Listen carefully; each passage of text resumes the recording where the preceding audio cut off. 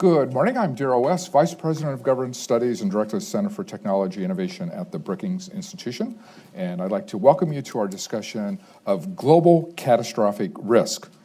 You would think this might be a depressing topic. We've had extraordinary interest, as demonstrated by the full crowd here. We also have hundreds of people who've signed up to watch our live webcast, so we'd like to welcome them as well. We will be archiving the video, so anyone who wishes to view this after today will have an opportunity to do so through the Brookings website at brookings.edu. We also welcome any comments that you would like to make. We've set up a Twitter feed at #GlobalRisk. That's #GlobalRisk. So if you wish to post comments or questions during the forum, please do so. So the world faces many catastrophic risks that threaten the environment, economic well-being, and political stability. For example, the effects of climate change could cause between 50 million and 200 million people to leave their homes and become refugees by the year 2050. A recent Oxfam report concluded that the richest 8 people in the world combined are wealthier than the poorest half of the world's population in total. Powerful nations hold nuclear stockpiles, and then we face the risks of pandemics, especially in less affluent nations. There are a variety of geopolitical challenges, from rising authoritarianism to big power conflict. And although the World Bank and IMF have helped to lower extreme poverty in recent years, some doubt whether these international organizations, as well as the United Nations, are up to the current challenges that we face. So to help us think both about global risks on the one hand and ways to manage them, we have 4 distinguished experts in the global governance field, and they will offer their views on both challenges and possible remedies. So our panelists include Matt Anderson, who's the Vice Chair of the Global Challenges Foundation. Previously, he served as CEO of the 4th Swedish National Pension Fund, where he was actively involved in global environmental concerns, including working with the United Nations. During his time at the pension fund, he led the organization's effort to reduce exposure to large carbon footprints.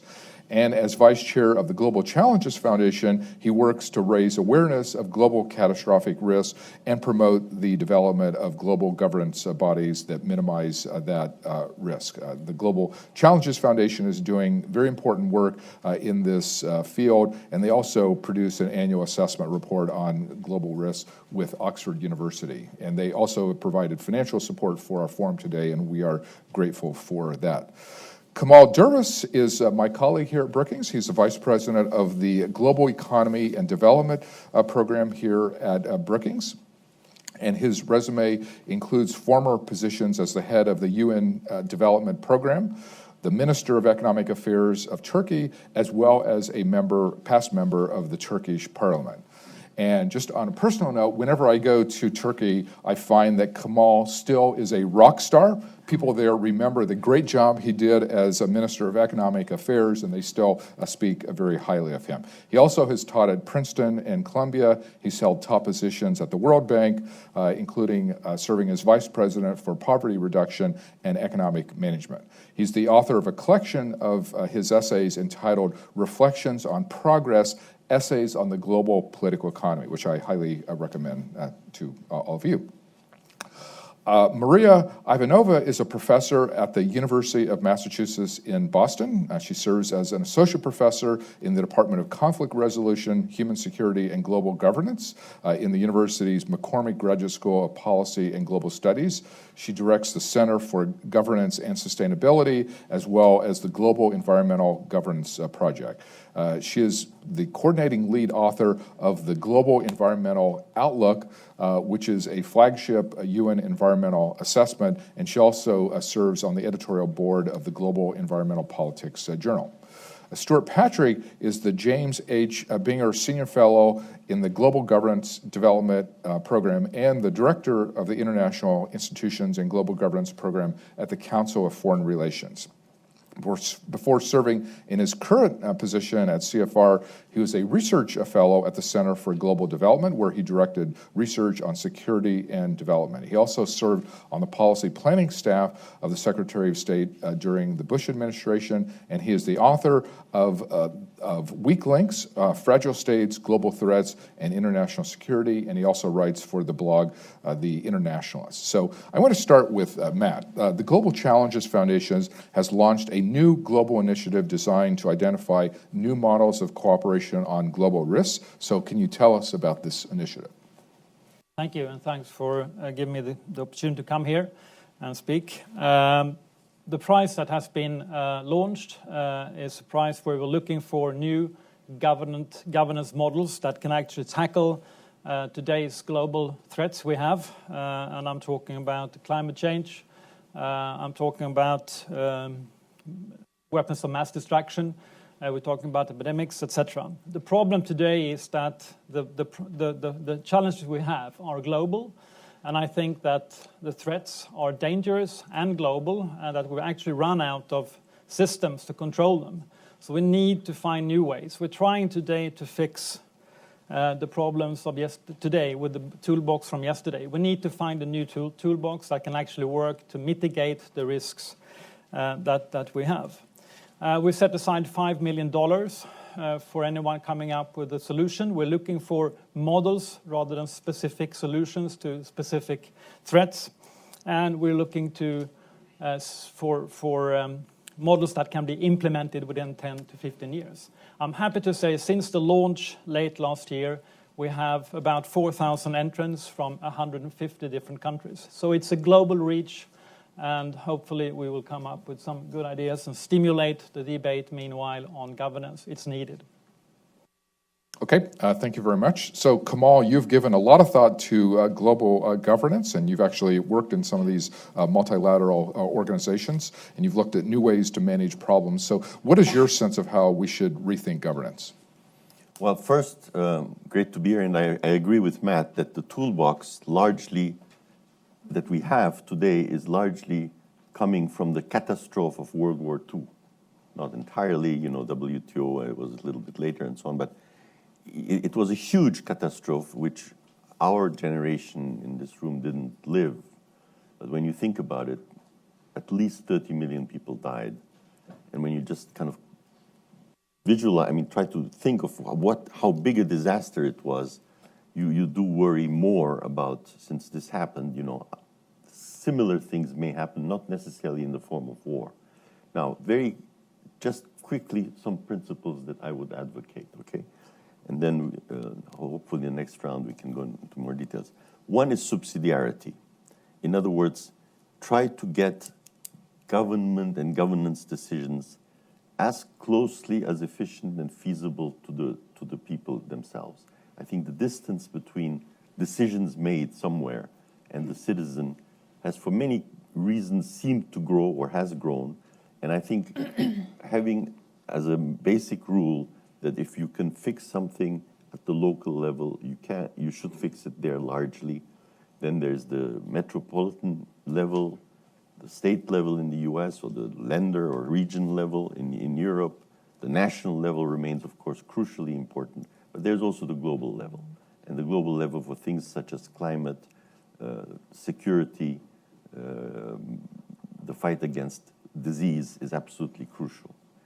So subsidiarity has to be taken seriously. I think in Europe it is used often, but Europe wasn't built faithful to that principle, and I think it's suffering from it. Second, and it derives from that, when we say governance, we have to think of multi-level. I'll leave it at that. But, public policy also, public policy by whom? The nation state, the state of Maryland, or the region in Germany of Bavaria. One has to specify what one really means by public policy, and it is very linked to the first principle. The third principle, which is somewhat less discussed and is trickier, is that it's multi-channel in today's world. In other words, it's no longer just public, but it also is private sector, NGOs, churches even. There are many channels through which governance evolves. Now, there is still a basic, strong difference, of course, between the public level, in theory, which has democratic legitimacy, according to a constitution and an election. So the people in the public sphere represent that election, that democratic election, although the democratic elections are often not democratic elections. But nonetheless, there is a certain legitimacy that attaches to the public sphere, which does not attach to the other spheres, and one has to remember that. Two final principles.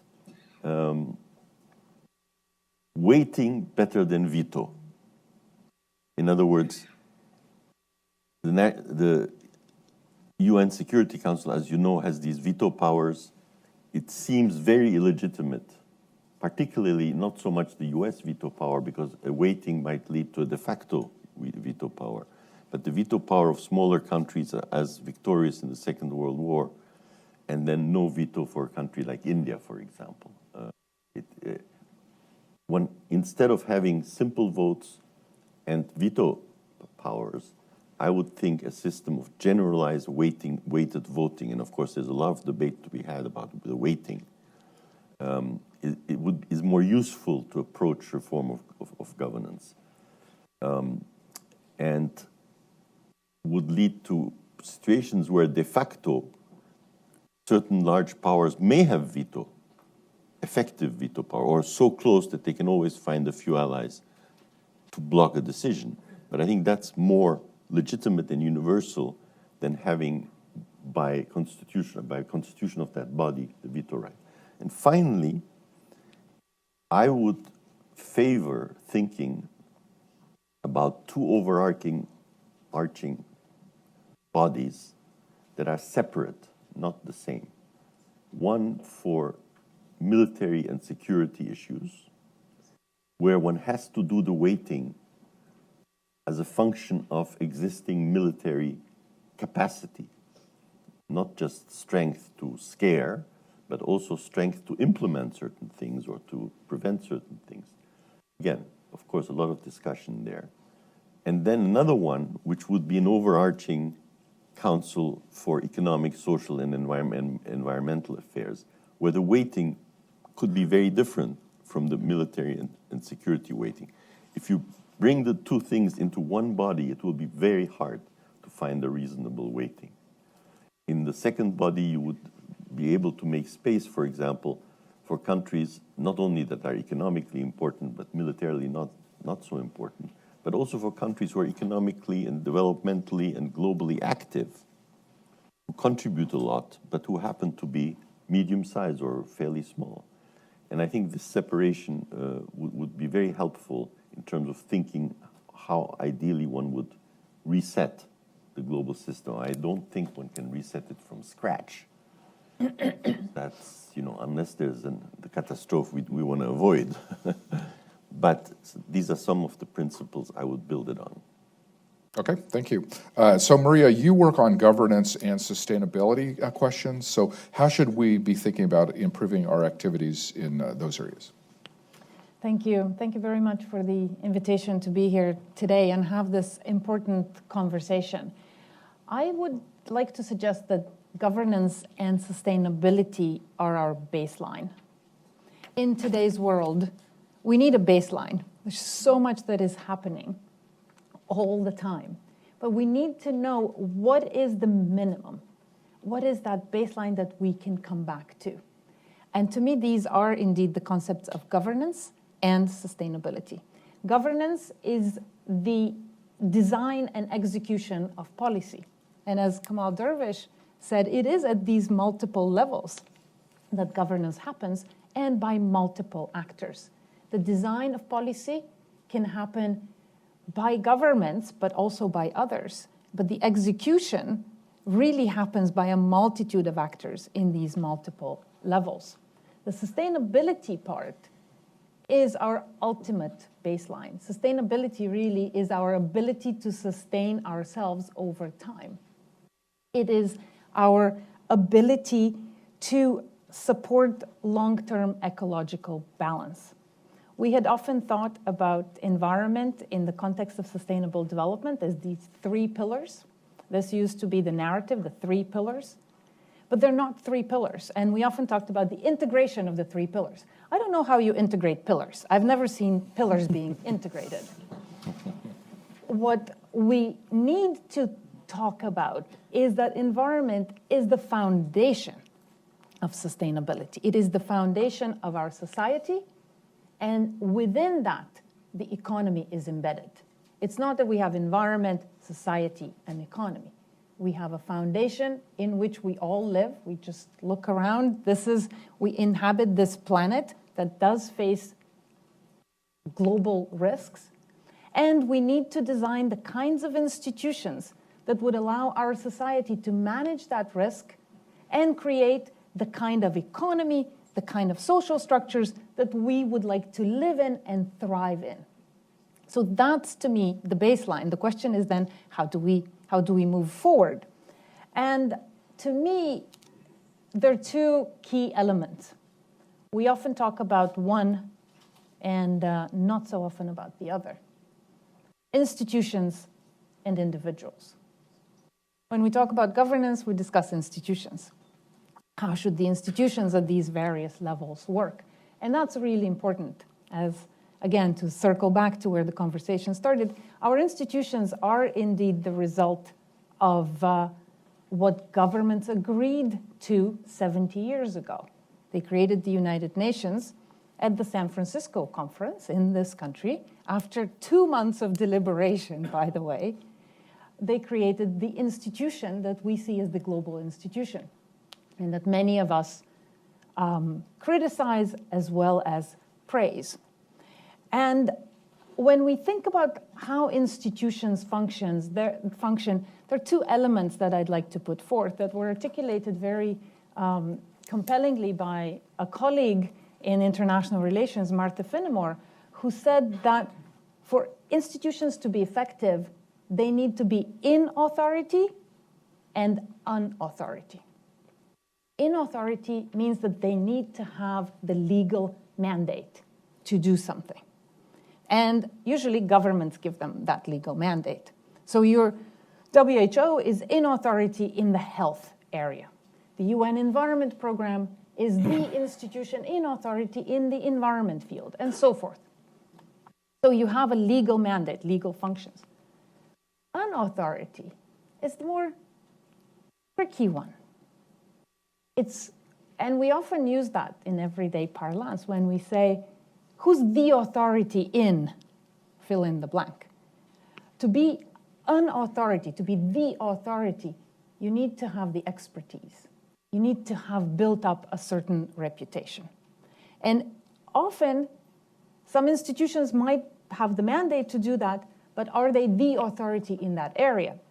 And that's where we have multiple other actors, often competing for that authority, competing for attention, competing for a piece of that work. And that's where we get into this whole discussion of fragmentation. The system is fragmented. And we have to step back and look, is it that there are multiple actors? Is it multiplicity? Or is it fragmentation? And that requires us to really look into these institutions, to look into the various levels of governance, see how they function, and remember what is the goal, where do we want to get? And ultimately, I think we will have functioning institutions and functioning governance when we have the right people in the right places. And that brings us to individuals. We do not theorize about individuals in academia, the world that I inhabit. We talk about individuals a lot in our everyday life. We blame them or we praise them. We put everything on the shoulders of a certain person. But they are important. Individuals in institutions, that combination has not really been theorized, has not really been explained. And I think that with people like Kamal Dervish, who has led an organization, who has led an institution, and to reflect with you and your colleagues about what is the role of an individual in an institution. What does it mean to actually make that institution functional? What kind of individuals do you need there? And these various levels of governance. And I would say they have to be committed, they have to be able, and they have to be inspired. And when we talk about global catastrophic risks, it's difficult to inspire people. But yet, we've seen that happen with the climate debate, that it changed from a narrative of sacrifice to a narrative of opportunity. And that's when Paris Agreement came about, when people could see that I could be part of a different economy. I can contribute to a different outcome in the world. And that's when people become engaged and when individuals become active and productive elements in institutions. Okay, thank you. So Stuart, there's a question about the boundedness of catastrophic risks. So how do you see the risk and what are the contingencies that you worry the most about? There are a number of ways where you could bound this problem in terms of what criteria would make the threshold for a catastrophic risk, and these are very subjective. I would say that I would put one boundary at is this a problem that could conceivably cause the deaths of tens, even hundreds of millions of people? Now, a lot of these things would be rapid onset situations, but they could, however, be related to sort of broader developmental trends or demographic trends or other types of secular trends that would have laid the groundwork for this.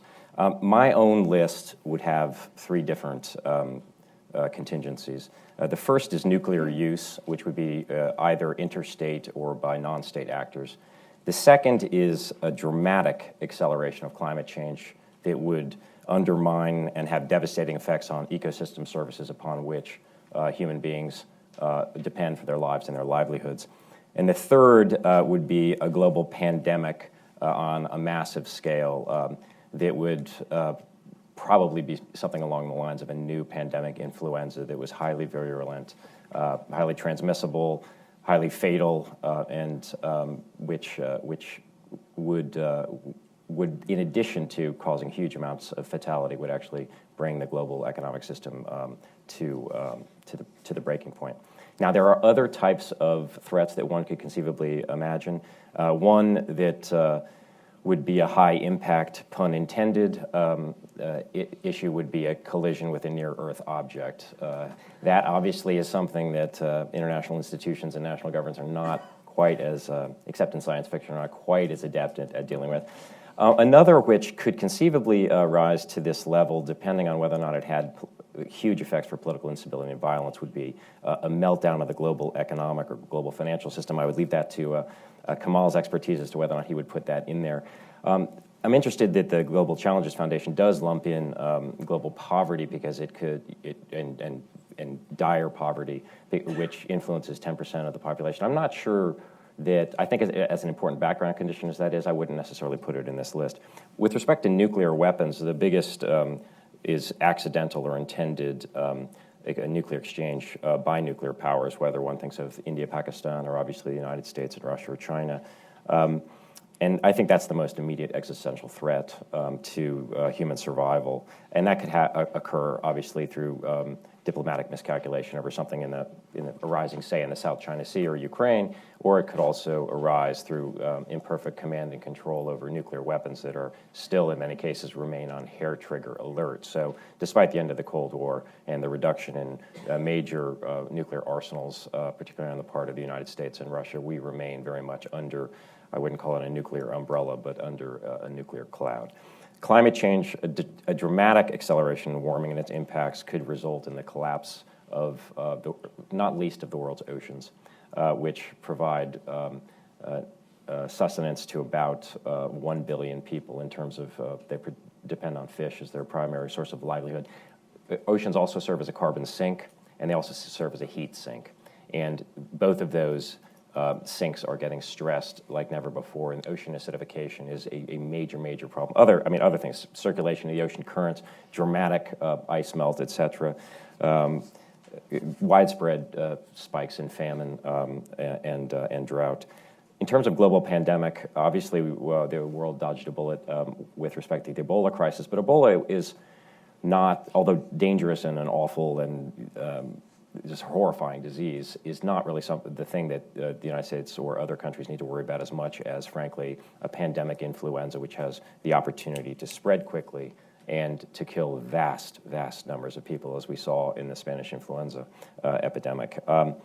So that is a huge issue. Now, in all of these, how prepared are the global governance mechanisms? I'm not going to get into this. I think we'll probably get into it as we go on, but I'll just say, the question is, are they designed right? Are they adequately supported? Are they suitably resilient and sufficiently flexible to prevent, mitigate, reverse, or adapt to these risks? I would say that the answer right now is no.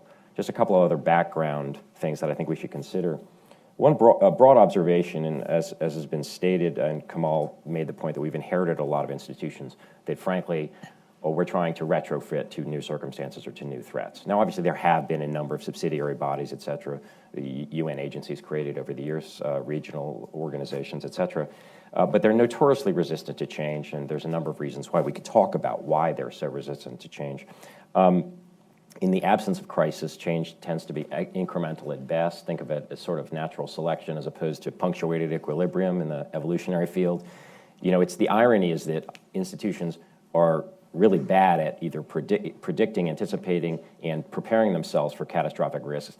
But what happens, ironically, is that catastrophes are actually one of the only things that actually creates new institutions, as you mentioned, Dumbarton Oaks, San Francisco Conference, and Bretton Woods as well. So if there's good news, or a slight bit of good news, it's again, picking up on some of the things that both Kamal and Irina mentioned, which was that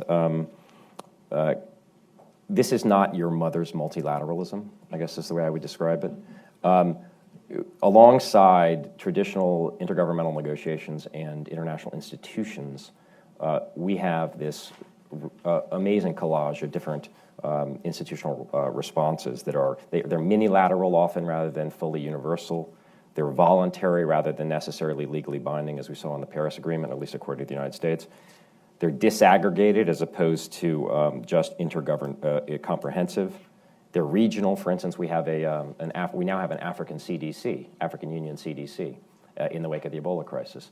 So maybe even if the WHO flails, the African Union can play a role in that continent.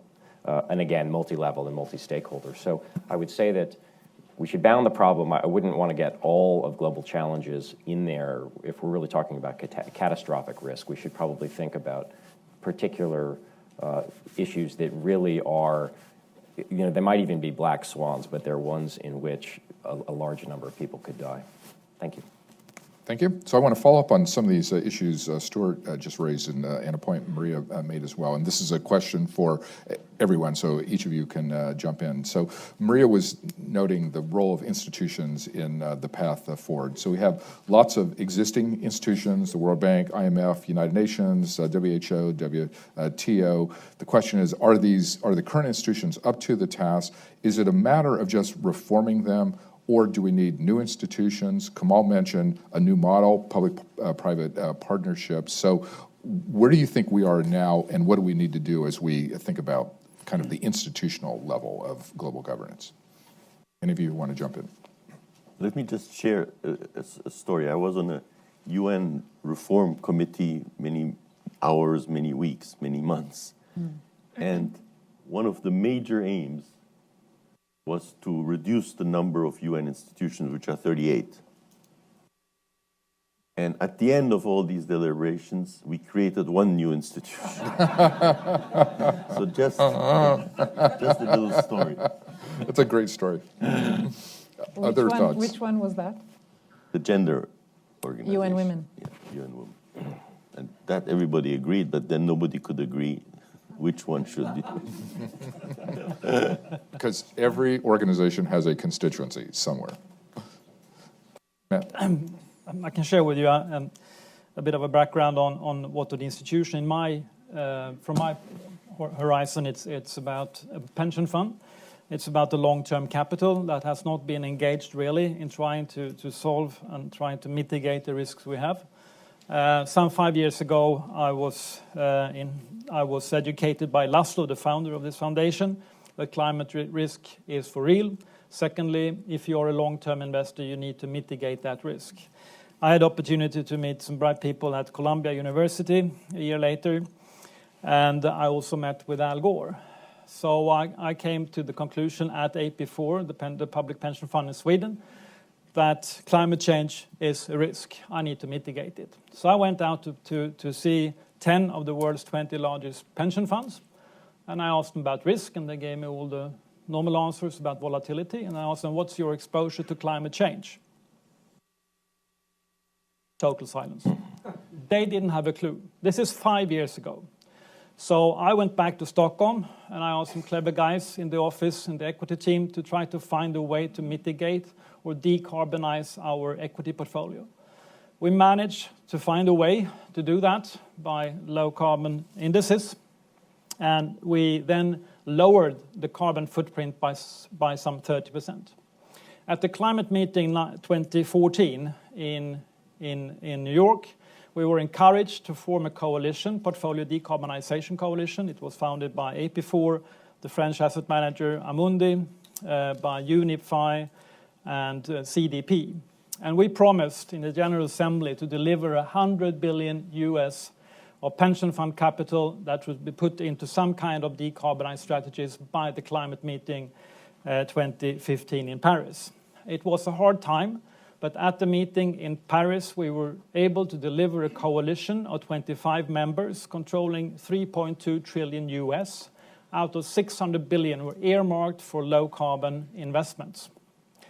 What I'm trying to say is that what seemed to be totally impossible 5 years ago, unrealistic 5 years ago, today it's mainstream. Today, I promise you, all of the 20 pension funds, the biggest one on the globe, knows about climate change. They have an idea what their exposure is, and most of them are actually trying to mitigate this risk.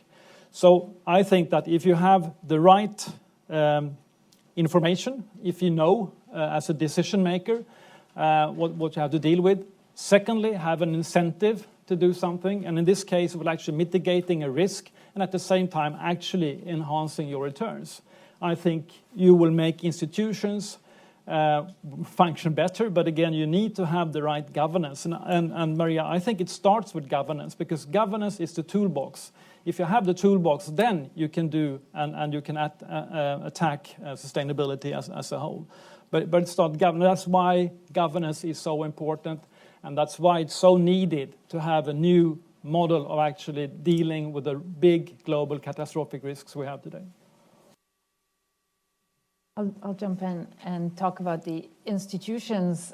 We often analyze them as, oh, there are too many, there's this fragmentation, and let's reduce the number of institutions, rather than thinking of how do we make them work better?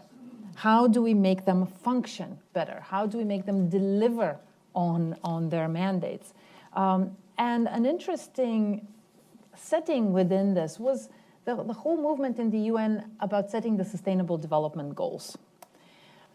We now have 17 Sustainable Development Goals. And a lot of analysts, scholars, policymakers say there are too many, we can't focus. And then if we look at them and say, okay, which one will you take out? Which one is not necessary? Which one can you live without? Climate change, or clean water, or health, or maternity health, or poverty, or partnerships? Which one of these is extraneous? And it's the same discussion with the institutions. If we say we have too many, okay, 38 in the UN, well, which one of these is completely irrelevant? Is it human rights?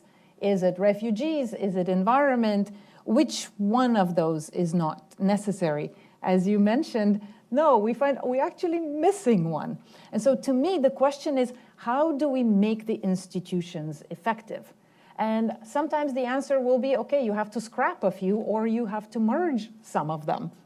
There's been a lot of discussion of, do we need to bring together the UN Development Program and the UN Environment Program? Should they work together in a much more integrated way? And it's these discussions that we need to have. And so far, they have been happening, but within the UN and among governments. And I think what is now possible, and feasible with the Global Challenges Prize, with the New Shape Prize, is that these conversations are now open to a much larger audience, to a much larger group of people that can say, okay, let us think about these institutions in a totally different way. And so governments can then have different inputs and different ideas that they can consider. So I think your questions, Daryl, should be posed through the Global Challenges Prize and say, okay, what is that new shape? Are you going to leave some of these pillars? Are you going to flip some of them to be foundations? Or are you going to merge some of them? What are the ideas that people have? What is the justification? And how do we get from here to there? And as Mats mentioned, sometimes it takes only 5 years from absolutely zero recognition of a problem to complete investment in its solution. So I'm actually counting on the Global Challenges Foundation and the Global Prize for people to jump on this and articulate, here's the problem, here is a new shape of a solution, and here is why we think it could work. Stuart, your thoughts? Sure, yes, thanks. I'd like to pick up on Maria's thoughts. Earlier I referred to as Irina because I was thinking of other very celebrated Bulgarian. Yes, Irina Bokova, yes. Exactly. Consider it a compliment. Oh, absolutely. Yeah, I think, I really think that you are very much onto something, that there's been a proliferation of institutional experiments, and so, as we mentioned, there are different levels. There are, the C40 coalition in when it comes to climate change, which was started by Michael Bloomberg and some of his contemporaries around the world to try to bring cities, which are really at the epicenter of a lot of global emissions and what's going on in terms of potentially in terms of mitigation and adaptation, bring them together. At the same time, you have the reducing deforestation and degradation from forestry practices and an effort to try to increase forests as carbon sinks, et cetera. You have different voluntary arrangements on carbon capture and storage amongst a number of different countries as well. So I think there's a negative way of looking at this, which is, wow, nobody's in charge, and there might be a lot of duplication and redundancy. And I think to some degree that has to be weeded out. But there's also this sort of Louis Brandeis, I believe, comment of each of the 50 states is a laboratory of democracy, right? So perhaps in some ways it allows some fertile experimentation about how one actually goes about dealing with some of these issues. And I think actually, frankly, what we've seen with X prizes and now this prize, the Challenges Prize, is that if you can incentivize the private sector or private actors as well to come up with interesting ideas, there's no telling where you might see things. So you have this sort of what I would describe as this paradox of, in a sense, a sort of stasis and glacial change and sclerotic responses often from the intergovernmental aspect of things, and then you have all this ferment bubbling up from below, and often it is more bottom up. Just with respect to how we're doing, I'll just mention I have ideas about nuclear weapons and climate change, but let me just talk on the pandemic front. There's no question that the crisis of Ebola has sponsored or generated some reaction within the global health community, which is, in a sense, not just a public health regime, but in a sense a global regime complex, which is the way that we wonky academics and policy experts sometimes talk about these things. The WHO is nominally at the head of international responses in this area, but of course it collaborates as part of a Health 8 group that includes other groups like UNICEF, for instance, or the Global Fund for AIDS, Tuberculosis, and Malaria, and Gavi, the Global Alliance for Vaccines and Immunizations, et cetera. So you have this complex. In the aftermath of that, the World Health Assembly did try to generate some new innovations in terms of emergency response force that could be deployed to crisis areas when epidemics came out or erupt, and to try to help governments contain them. They also came up with a little bit of money for that. But the problem is, the problems of institutional reform were also revealed. There is a really pathological relationship between, or dysfunctional relationship, I should say, between Geneva and and the office there of the Director General and the very independent regional offices, bureaus in WHO. There's also been, despite this international legal regimes, the international health regulations, most countries, or many countries, particularly in developing countries, continue to be unable or unwilling to actually meet those obligations fully, to be able to create surveillance and response mechanisms. And there's not really any penalty for them doing so. And then when the crisis erupted, a number of more developed countries did impose things like draconian travel and other bans. And so they're not following the rules either. And the difficulty is, how do you get countries, in a sense, to actually live up to their obligations? Another thing that I should mention that it showed was that Daryl earlier referred to a book that I've written called Weak Links, and I think that the global health regime is a good example of the notion that international public health is, in a sense, only as strong as its weakest link.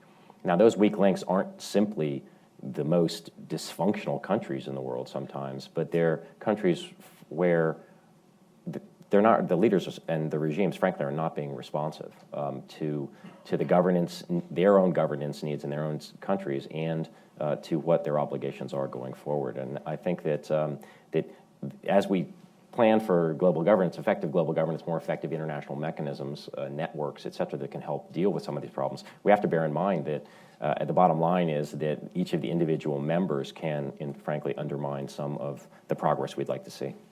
So Kamal, you wanted to add a comment on this as well. Which is not a joke. No, I think from economics, one can take the example of the central bank institution as a emergency response institution. I think very few of us economists, although you can find some, believe that central banks can actually, on their own, make a country develop, grow, and so on and so forth. But I think most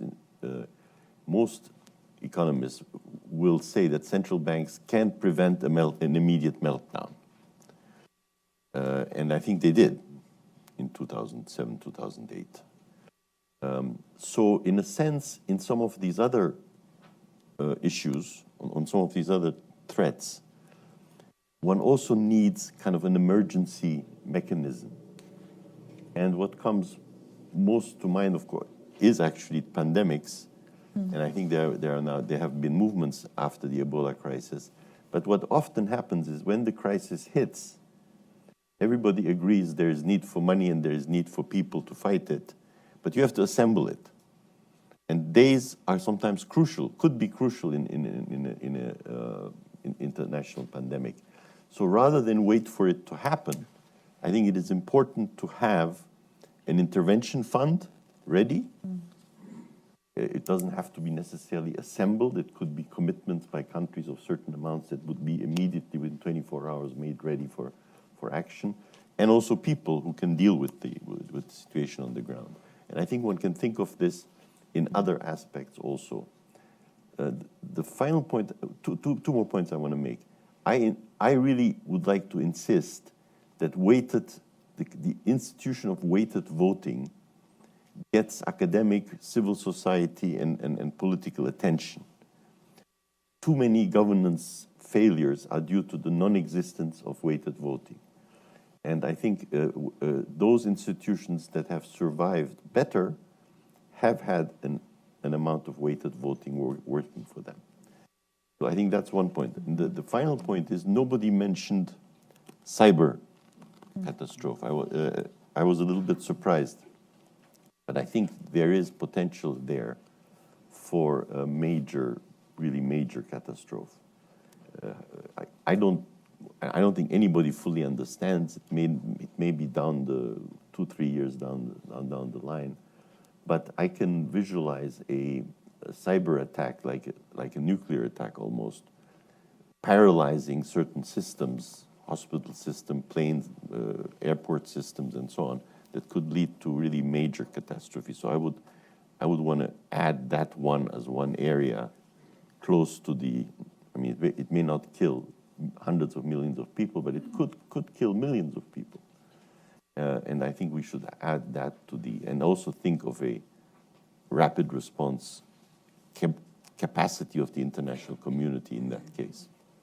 I think that's a great point on Kamal's part, just as we are moving more and more of our critical infrastructure into the digital world, energy management, transportation, and so on, kind of the risk of a major cyber attack has gone up. I want to ask one more question, then I want to get some questions from the audience. And this concerns the U.S. role in all of this, because traditionally the United States has played a leadership role. We've been very engaged. We kind of helped to lead the globalization effort. Now, of course, we're seeing an anti-globalization backlash, questions about the U.S. role. Is the U.S. going to abdicate some of its responsibilities, and just how all this is going to affect global governance? So I'd like to get the thoughts of each of our panelists just on the current situation in the United States and how it may affect our capacity to handle catastrophic risks in the future. Stuart, I know you've thought about this. Yeah, thank you. I think that I'm glad you raised it, because I think otherwise it could have conceivably been the elephant in the room, because, well, obviously, early days yet, but a lot of tumult, to say the least, and uncertainty around the world about whether or not the United States will continue to play its largely positive managerial role as sort of custodian of the world order, if you consider it that way, and is one of the driving forces behind the institutional architecture that was created not simply in 1944 and 1945, but obviously the World Trade Organization, NATO, many other international institutions that we've come to inherit.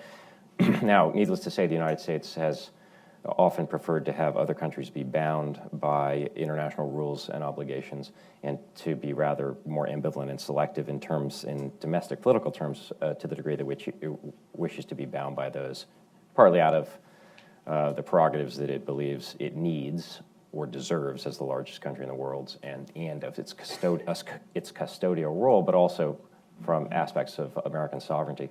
What's interesting now, though, is that you have a United States administration that appears to be adopting much less of an enlightened self-interest view of the world, but at least in some of its early statements, and certainly statements of the current president when he was running for office, that hinted at a much more transactional, nationalistic policy, and nary a word, in a sense, about any sort of normative goals, much less an aspiration or an ambition to try to preserve, in a sense, the sinews of world order. So that is a significant problem.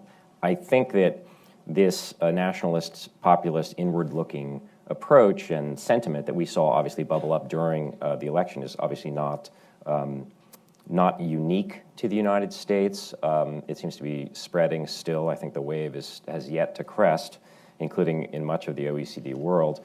But it's particularly problematic because it's happening at a time when there seems to be normative divergence over some of the basic rules of world order with respect to the Russians and the Chinese in particular. So the question is, are we, as some of the fundamental underlying assumptions about just how everyday diplomacy and everyday economic transactions and everyday security relationships are dealt with, are we in a position at all to handle sort of even more creative responses to global threats? I think that it remains to be seen, but it's not promising. Any other thoughts from our panel on that? Coming from Sweden, it's probably easier to speak about the elephant. Sorry, I think that it's another serious example on the weaknesses in the current governance systems we have. If the outcome in one election in one country can jeopardize an agreement between more than 190 countries, it sort of sends a signal this is not functioning. So it's serious, absolutely, what's happening here. It's the richest country on the globe, and it's hard to see any good coming out of this short term. Maybe long term, more people will understand again that the global governance system we have today are not functioning. They cannot deal with the global catastrophic risks. Therefore, we need a new toolbox, and the sooner the better. I'd like to jump in and echo what Stuart was saying, that the United States created the international institutions in its own enlightened self-interest that actually was in the interest of a lot of countries around the world as well, to have a functioning world order, meaning to have some order in the world, some predictability. What we're losing today is indeed that predictability of action. And the United States has been an important player, an important actor in all of these regime complexes around the various issues that we mentioned, because it did create the anchor institutions within each one of these, and it does fund them. And so there's here a dual issue. One is whether the United States will pull out of many of these institutions. But even if it doesn't, what happens when the United States stop funding these institutions? So the United States is responsible for 22% of the budget of the United Nations. This is often seen as a burden by many of the critics. They say, why one country would pay 22% of the budget? Well, because this was an idea that came out of this country. It was created as the pillar of a global order that supported the normative vision that this country had. And also because the United States is the biggest economy. The second biggest economy in the world is the European Union. We often hear the European Union talked about as one entity. And if we look at the European Union's contributions to the UN, they're actually at 30%. The EU as a totality contributes 30% to the UN's budget. So, but then the US often compares itself, or we're contributing more than the UK or Germany or other countries, but you have to look at the totality in terms of comparability. And so the other issue is if the United States pulls out of some of the regime complexes, for example, in development, the United States has been critical in development of many countries around the world, and development in a certain way, because financing comes with particular conditionalities. And a lot of countries have had to comply with those conditionalities because of that type of funding. If the United States stops doing that, there will be a vacuum that will have, by laws of nature, will have to be filled. China is an important player in the world, is developing its industries in renewable energy, in various technologies, and has become an important player in the development arena, and in a very different way than the United States and the European Union. You go to Africa and you see China's investments in infrastructure, in railroads, in roads, with a very different structure than those investments by the United States or the European Union. And so if the US decides to withdraw from this multilateralism, then that vacuum will be filled by other actors. Okay, thank you. Kamal? A few telegraphic points.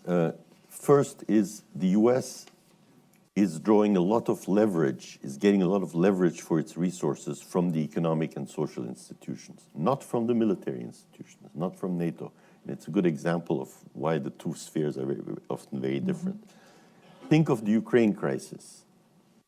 I can't remember the exact figure. I think it was 28 billion that was needed to stabilize the Ukraine during the crisis and help the Ukrainian government not implode.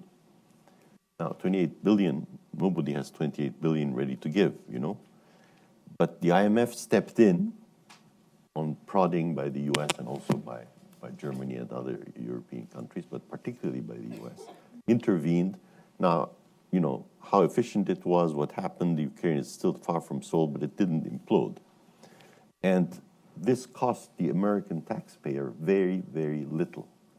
So I think there is I don't want to go into details, we don't have time, we can maybe through questions, it actually costs very, very little, okay, the way the IMF works, and other interventions cost very little. So I think one has to remember and maybe remind the US public that there's actually a very efficient way of deploying resources through the capital markets, supported World Bank, and through the cooperative, that's the IMF. That's the first point. The second point, again, it's a difference in the military and in the civilian sphere. In the military sphere, maybe short of the period right after World War II, I think the US has not in any way declined. If anything, it has increased its power, its relative power, I would argue, the purely military sphere. On the economic side, however, it had 45% of GDP worldwide. It went down to something like now 19%, 20% of GDP, depending on which exchange rates you use. So you can see a huge change. On the economic and social sphere, I would, jumping ahead a few years and assuming nothing dramatic will happen in China in terms of China imploding and so on, there really are two economic superpowers now, China and the US. And in purchasing power parity, China is actually a bigger economy now than the US economy. So when we think about the system, it has changed quite dramatically in that sense, from one superpower in terms of GDP to actually two superpowers, okay? But that's on the economic sphere. On the military sphere, it will take decades, if ever, for China to catch up with the US. So that's why I think that that separation is very, very, very, very important when you think of governance. And then, of course, in the nuclear area, being very powerful is one thing, but a much less powerful country can challenge you and can inflict huge damage if it's willing to take a lot of damage. Russia is still amazingly, we've come to realize, quite powerful, despite an economy that's basically in shambles, except for oil. So one has to, I think, look at all these various things. I have never seen in my career something happen in the international institutions without tacit or explicit U.S. support. Something big, not a small loan to a country for building roads is one thing, but without the U.S., things just don't go ahead. And I think the U.S. has to be mindful of that. That does not mean that whatever the U.S. wants happens. It's a very different statement, okay? But you cannot do some big things without U.S. support. You could not, and I think you still cannot. And that's a reality, whether you love it or you don't like it. It's a reality. It may soon be the same is true for China, that it will be very difficult to do something without the Chinese at least tacitly supporting it. But not yet. We're not quite yet there. But on the other hand, the U.S. alone cannot make things happen either. So the need for friends, the need for coalitions is crucial, despite my first statement that the U.S. is indispensable. So I think one has to keep these variables in mind when one thinks of the American role. In many ways, I'll always remember John F. Kennedy's inauguration speech, where he actually very explicitly talked to the world. It was a kind of world leadership speech, which many of us who wanted the kinds of things he was speaking of, global development, end of poverty, the race issue, and so on, received very positively. So I think when the U.S. threatens and when the U.S. tries to use scare tactics, it may be effective in a sense, but certainly it is not popular. Whereas when the U.S. deploys soft power, I think it has huge potential, because despite all kinds of weaknesses that one might find, the United States is still something many, many people across the world kind of aspire to. So when it uses the soft power of the U.S., you have, when President Obama got elected, I mean, the viewership of the inauguration, the hope that was unleashed for a world that would be more peaceful, less poor, and so on, despite the fact that it was in the middle of the financial crisis, was tremendous. So I would very much stress that the US still has by far also the highest potential for soft power. I don't know, I think we should stay away from inauguration viewership things. That's a really contentious topic in DC. Let's take some questions from the audience. We have a question right here. There's a microphone coming up behind you. If you can give us your name and organization. Right there. Thank you. My name is Gabriel Akashin. I'm the former director of the Knowledge Management Group at the UN Development Program. My question is very basic. How do we recognize and manage signs and symptoms of a potential catastrophic risk? And this, I think, understanding that and using the technology that today we have available will play very well in Matt's new toolbox, and would deal with what Kemal says in terms of trying to get government decisions in sync. How do we inform? How do we detect signs and symptoms of a potential risk, and how do we use that to inform decision makers? What are the tools that we have today? How can we improve them? Thank you. Okay, great question. Signs and symptoms. What should we be watching for? Matt? The short one. The foundation I'm representing has actually, as I said, two missions. One is to inform and to support research on catastrophic risks. And catastrophic risk has been defined as something that could hit 10% of the globe of the world's population. So, and I think it's a moving target. We don't know what the catastrophic risk will be 5 years from now. And I was at a meeting some 4 months ago where the former MI6 boss said that within 10 years, I'm sure we will have a cyber 9/11. And somebody asked, what do you mean by that? He said, coming into a bank one morning and it's absolutely nothing there. It's wiped out. You don't know what is or what was. So again, I think that you need to support science because and you need to use science in a way so you can inform, well, everyone about the risks we have. Because the problem is today, I mean, if you're talking about climate change, I mean, you can't see the change from one day to another. But if everybody understood the risks we're dealing with in that term, I think they would actually immediately say carbon tax is fine. But again, information and using and supporting science is one way. There is a political obstacle, though, in this area. Only one. Huh? Only well, one. no, because many political obstacles, but the politic in the sense of how citizens perceive it often. In the climate case, it actually has played out rather positively, but positively in the sense that not by those who actually have had to make an immediate sacrifice, coal workers and things like that. But when I was elected to represent the beautiful city of Istanbul in the Turkish parliament, I kind of, this was very new, and I kind of was thinking, well, what is the most important thing that people ought to think about, And I had just read some scientific material on earthquake risk. So it's in a zone with high earthquake risk. And you you can't prevent the earthquake. But even if you get 3-4 minutes advance notice, you can put in place systems that will save tens of thousands, if not hundreds of thousands of lives, okay?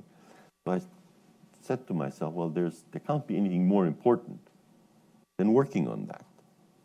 And I went on TV, radio, and so on and so on. And I sensed a terrible kind of negative reaction. Nobody wanted to think of this earthquake. People were much more worried, about the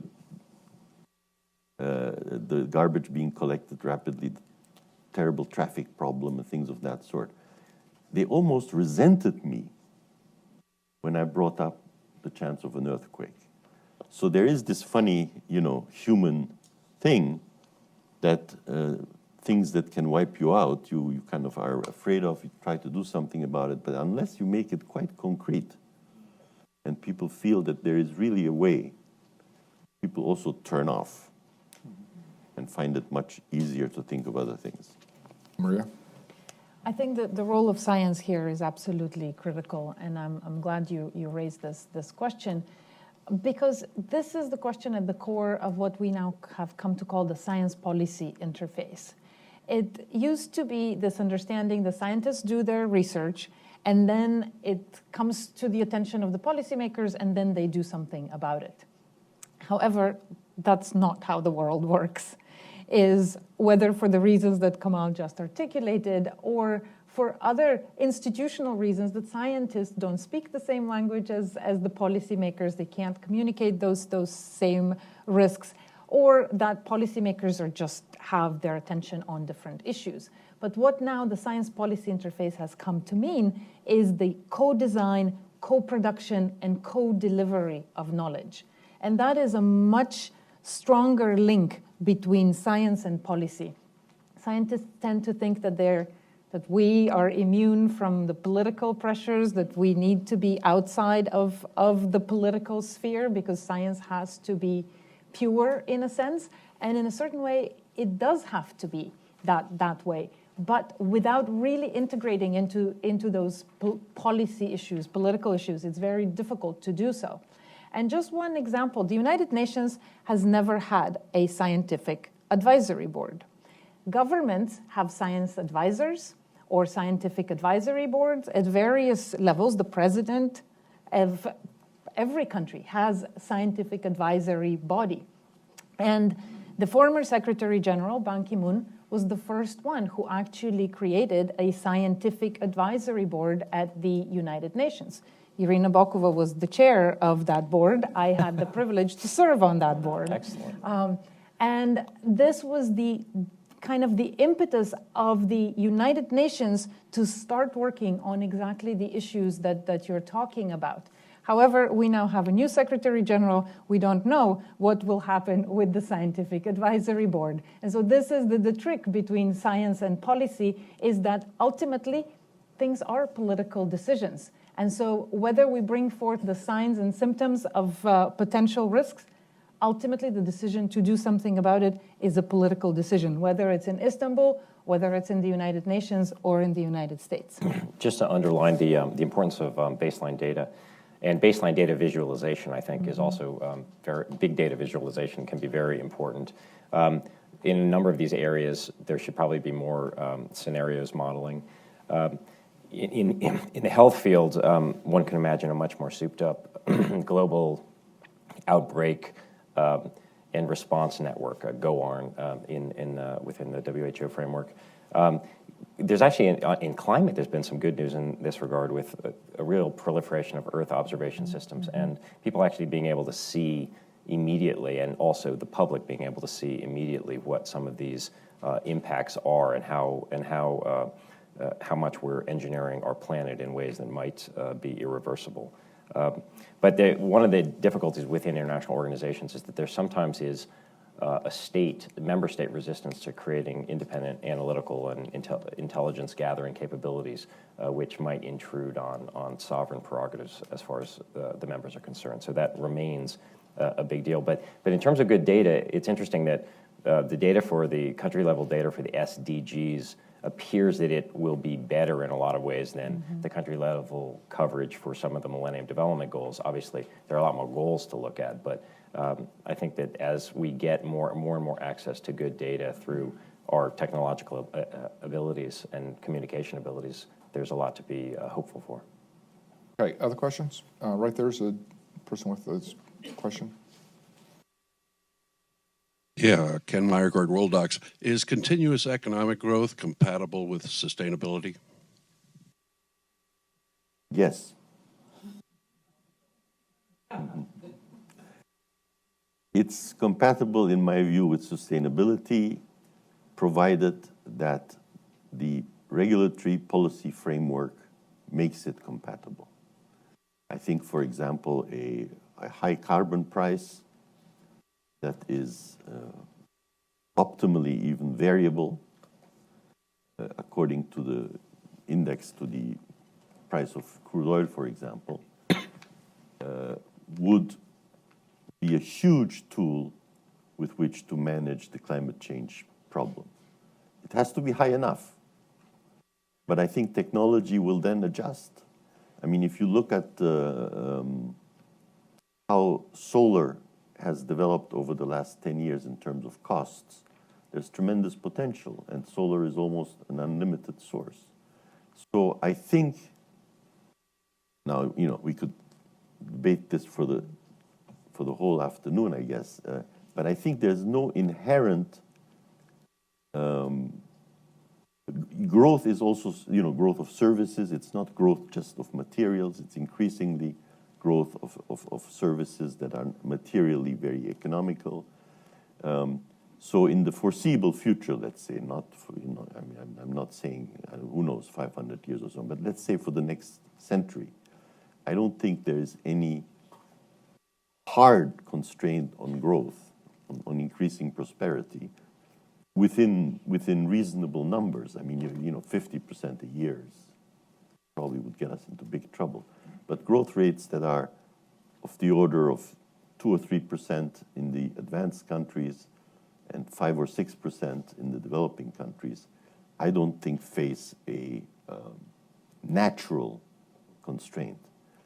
What they do face, of course, very much so, is a conflict constraint, a governance constraint, a macro policy coordination constraint. But technology has reached the point where I'm not a technologist at all, but I've looked into some of these fields as a growth theorist, where if the prices and the incentives are correct, the technologies will be forthcoming to economize the binding constraint, on the binding constraint sufficiently to allow growth. What is crucial here, because you said just growth, world growth. What is crucial here, and I don't want to go on because that's in a way another question, is the distribution of income within that growth. Some of these technologies will be very expensive, and if only the rich can afford them,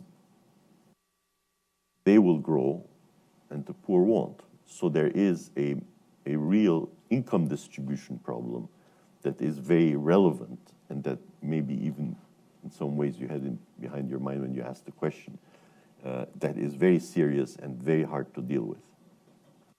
Okay, other questions? Right there's a lady with her hand up. My answer to this question would have been no, but I would have given a similar answer to you afterwards. Okay, right there's a question. That's a political lesson. Huh? Mine is maybe. There we go. Thank you. No, yes, and maybe. Jo Marie Griesgraber, New Rules for Global Finance. I wanted to ask about an inclusion process. Excluded right now are the poorest countries who don't have such a positive image of the United States, and the very poor.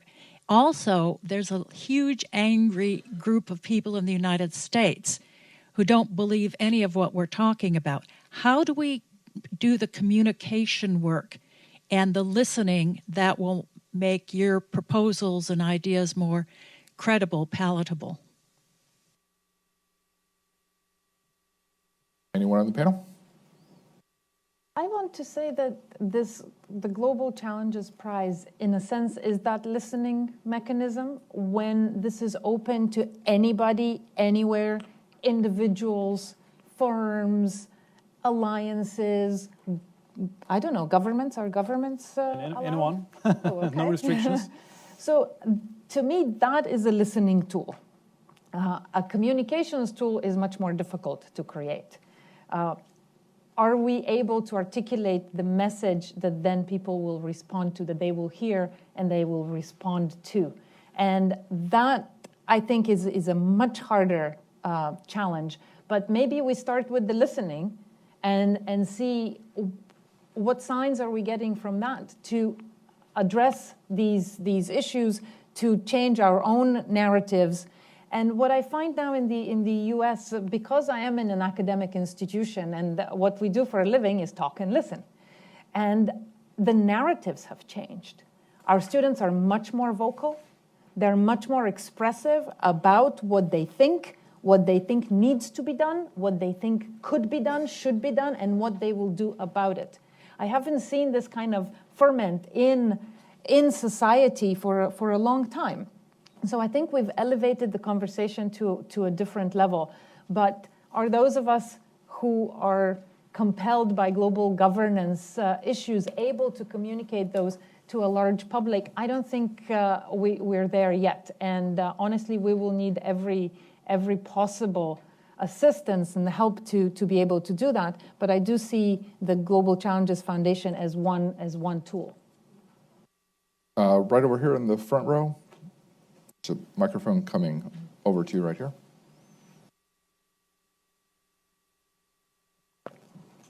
Thank you very much, Larry Checco. Very interesting discussion. There's been a lot of mention of institutions this morning, and I'm a very strong advocate of strong institutions. But I also understand, as I've traveled around, that lots of governments have institutionalized corruption. And does that factor into your calculus when you talk about global risks and how corruption is a real deterrent? Yeah, if I might respond to that, Larry. I think it's you've hit the nail on the head of one of the, Achilles' heels of any efforts to try to manage global challenges in general, catastrophic or otherwise, is that whether the issue is protecting endangered species or ensuring that natural materials, natural resources are extracted in a way which doesn't simply line the pockets of others, or that countries are living up to their responsibilities in terms of anti-money laundering or all sorts of other international efforts. The Achilles heel is the fact that it's not simply that there's corruption in these countries and that they rank low on Transparency International and other indices. It's that frequently we're talking about grand corruption, in which the actual leadership of those countries has become a mafia state or a fully functioning kleptocracy, and we see that in a lot of different parts of the world. We see accusations of the wealth of Vladimir Putin, for instance, or others, or members of Afghanistan, connected members of the oligarchy that's ruling China as well. So it is a major issue, and it's not only a major issue in the places like Somalia around the world as to whether or not they're actually going to follow through on their corruption, on their commitments to these things, and the degree to which they even prioritize them. In some cases, there may be some. We often talk about the capacity of countries to actually live up to their commitments, but many times, if they're onerous or they require certain resource outlays. But in many times, as we see in Pakistan, for instance, in a variety of areas, it's at least as much a question of will in terms of doing certain things. And I'm thinking of terrorism in that case, not to name 3 different countries. Okay, right here on the aisle is a gentleman with a question. There's a microphone coming over to you. Anirban Paul, independent consultant. Question mainly for Kamal Dervis, but anybody else. And it starts with the assumption that problems that manifest themselves at the global level eventually start with unaddressed problems at the subnational level and because of poor governance. So it's a question more of statecraft and the role of multilateral agencies, the nuance and subtlety in statecraft, if you will, what it would take, best practices for a multilateral agency to engage with the national government, to prod them to take early intervention left of the takeoff stage inside their own country without creating one of 2 negative effects. One is, it's none of your business, it's sovereignty, stay out. The other is the opposite problem. Since you are so interested and you have so much money and time, why don't you handle it? How to avoid those 2 and yet get to the right solution? Come on. Well, that's a very good question, difficult to answer, and it applies particularly to the multilateral development banks and UNDP development institutions. But maybe a few points. First of all, and I think UNDP in that sense is great, have a lot of local employees, experts, and have them located in the country with interaction with the center, I think is a very good model for most things. But you need some global experts, of course. But a lot of the implementation, a lot of the interaction with civil society, with governments, is best handled from the field. It's again one of those applications of the subsidiarity principle. You know, put the staff in the field unless there are really good reasons to have them at the center. And for some staff, there is reason to have them at the center. The other thing is, you know, in today's geography, except for a group of very poor countries, but a lot of the countries we call developing countries have parts of themselves which are developed. Think of Brazil, think of India, think of China, think of Mexico. And so I think increasingly these institutions, these multilateral development banks, should become really even more global. In other words, taking the example of the World Bank, and we had a discussion on that some weeks ago, I would see a World Bank investing in U.S. infrastructure. You know, the capital that is drawn could be partly reinvested in the U.S. infrastructure, and it would actually satisfy even some of the poverty criteria in certain parts of the U.S. Okay, it has the additional advantage that when the U.S. citizen looks at the World Bank, she can say, well, wait, this bank also invests in us. And I think this would be a major reform step, for example, for the World Bank. And because it would then change the perception of us and them. And I think would be quite justified on economic terms, would be profitable for the World Bank to do, and would be change fundamentally the relationship, I think, between the World Bank and the US, as an example. But maybe let me make a third point, which is a little bit, I'm biased, obviously, but there's a big difference between global governance and international cooperation.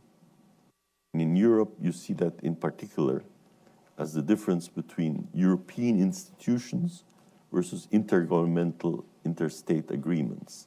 Both are necessary, obviously, and the majority of the world will be driven still by intergovernmental agreements. But if we ever want to get to a world which already exists in civil society to some degree, in business, I'm not so sure. Danny Roderick has written a rather scathing article on that in last week. But you need a space where people can think of themselves as both citizens of their own country, but also global citizens, and have a global reaction to problems. And that isn't necessarily fostered in national bureaucracies. National bureaucracies naturally and understandably and legitimately look at their country and what's good for their country, and they may be very cooperative with other countries depending on their ideology and politics. But their first reaction is not, what does this mean for the globe? Whereas good international specialists in global institutions, when they stay, develop, in my view, a kind of first reaction that is global, and then that's constrained by many other things. That first global reaction is needed for something that goes beyond the nation state. And you know, the whole debate about the election of the head of the European Commission in Europe, for example, of how to elect and all that. It's all the beginning, how do you say, pains of the birth of something called global citizenship, which we won't see in our lifetimes, but not that there will be one government, but that there will be multiple identities where one identity among these multiple identities is actually to be a human being. Wow, that's an optimistic message. I like that. Maria, you wanted to jump in. I just wanted to react to this because it made me think that our discussion has been of what can we do with the multilateral institutions, to the multilateral institutions. But what you articulated, Kamal, made me think of what can the multilateral institutions do for us as a society and how they can change that us versus them narrative that we've had, which brings me back to that communications question, because the new Sustainable Development Goals for the first time are actually universal goals, Yeah, exactly. meaning that every country around the world is committed themselves to actually fulfilling those goals. The goals before that, the Millennium Development Goals, were only for developing countries. The development paradigm has always been, let us help developing countries develop. And what if we have the World Bank invest in infrastructure in the United States? What if that is part of the strategy for the United States to attain its sustainable development goals? And perhaps that's a narrative that we can take to the people who have been marginalized and who have issues, because all those 17 sustainable development goals will be something that they will connect to, something that they would like to lobby the government and these international institutions. So maybe we have the international institutions come in and change that national governance narrative a little bit, at least. Okay, we're out of time, but I want to thank our panelists, Kamal, Matt, Stuart, and Maria. Terrific job of highlighting both the risks and possible remedies, and thank you very much for coming out and joining us.